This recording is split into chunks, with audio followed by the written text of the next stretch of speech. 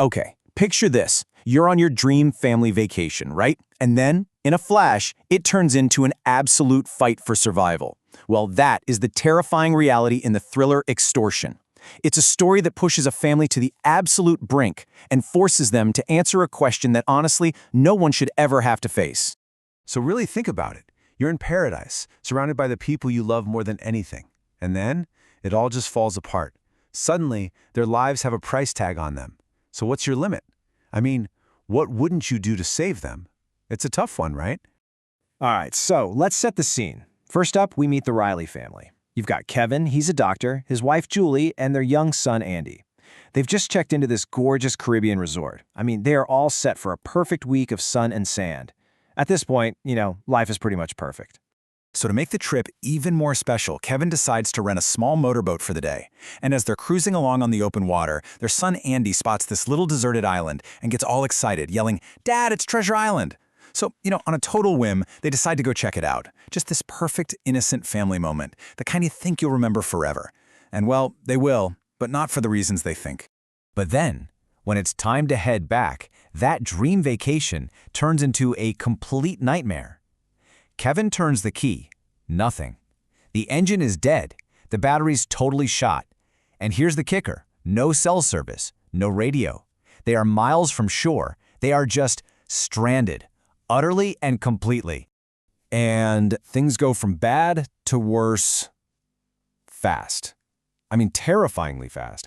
They've got no fresh water and they're under that brutal Caribbean sun. The situation just gets critical. By day 3, their son Andy is severely dehydrated and he's starting to slip into unconsciousness. They are literally dying of thirst out there. And then, just when it feels like all hope is completely gone, they see it. A boat on the horizon. I mean, can you imagine the relief? It feels like a miracle. But this rescue? It's about to come with a price tag you just would not believe. So these 2 local fishermen, the names are Miguel and Jorge, they pull up right alongside him. At first, they totally seem like saviors, right? They even offer them a bottle of water. Kevin is just overwhelmed with gratitude, starts promising them a reward. But Miguel, the guy who seems to be in charge, he's got something much, much bigger in mind. And this is where your stomach just drops. Miguel looks Kevin dead in the eye and lays it all out. This isn't about a reward, it's a demand.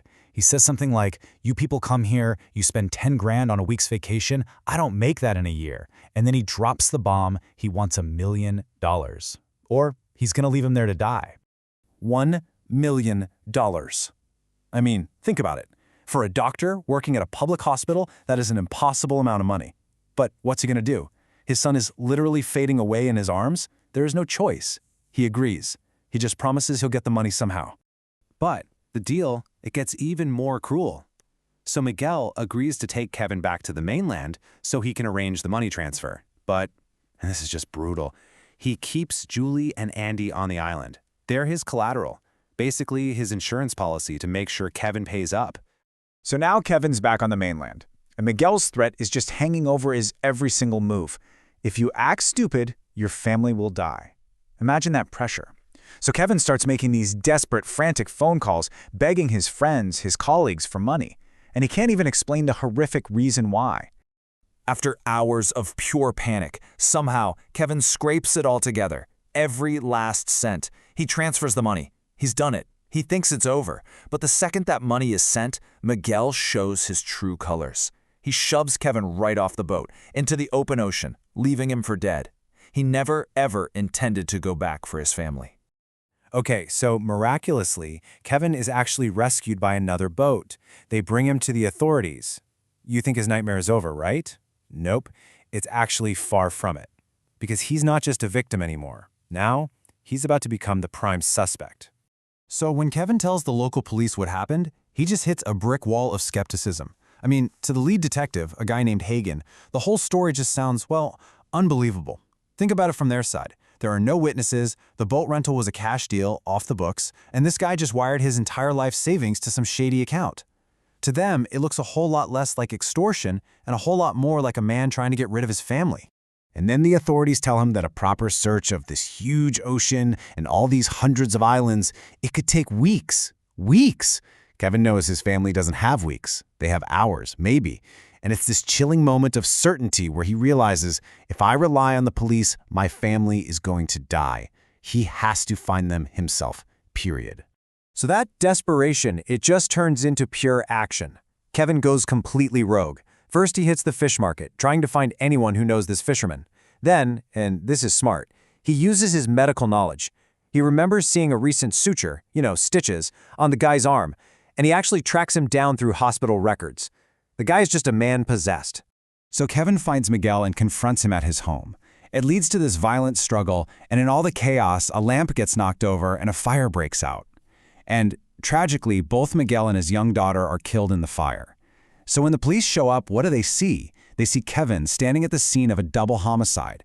They arrest him for murder on the spot. Okay, so now he's a fugitive, wanted for murder. Kevin has one last, desperate shot.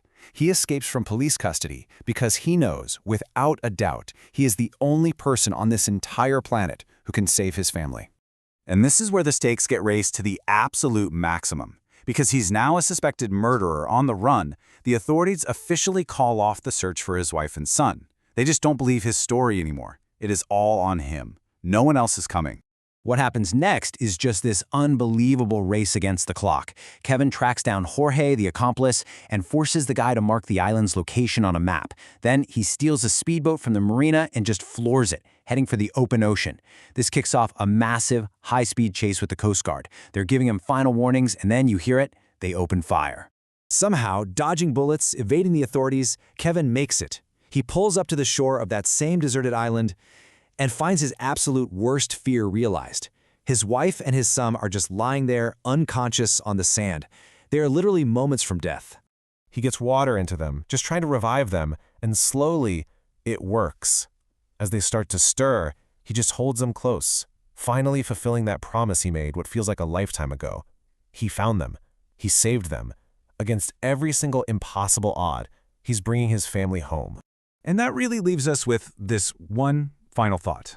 I mean, Kevin broke laws, he became a fugitive, he was involved in the deaths of 2 people, but he saved his family when the system completely failed them. It really makes you ask yourself, right? When you're faced with that kind of absolute desperation, where do you draw the line? How far is too far?